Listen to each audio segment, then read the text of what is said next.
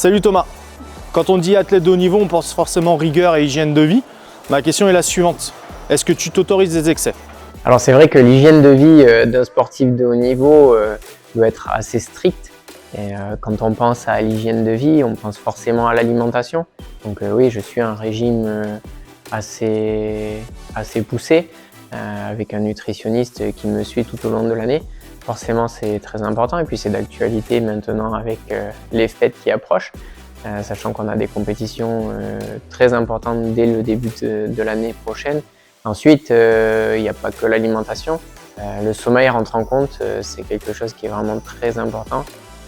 Je l'ai appris à mes dépens durant ma carrière et c'est vrai que maintenant j'optimise mon sommeil, j'essaie de faire très attention et d'avoir un suivi de qualité sur le sommeil parce que c'est une des choses vraiment primordiales pour nous. Et puis ensuite, il y a tout ce qui est lié un petit peu à la partie médicale, je dirais, que ce soit un médecin qui nous suit toute l'année ou alors un kiné ostéo. Construire sa cellule de performance fait partie de l'hygiène de vie que nous devons avoir.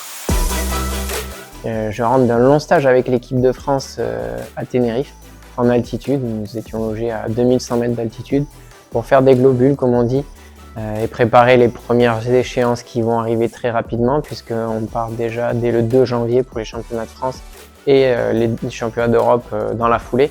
Et j'ai enchaîné avec les 6 jours de Rotterdam, une compétition sur piste ce coup-ci. Et donc c'était important pour moi de retourner sur la piste avant de pouvoir passer les fêtes à la maison et d'enchaîner après avec les championnats de France. Je vous souhaite à toutes et à tous de très bonnes fêtes. Profitez de vos proches et on se donne rendez-vous en 2024. Au revoir. Merci Thomas et bonne prépa à toi.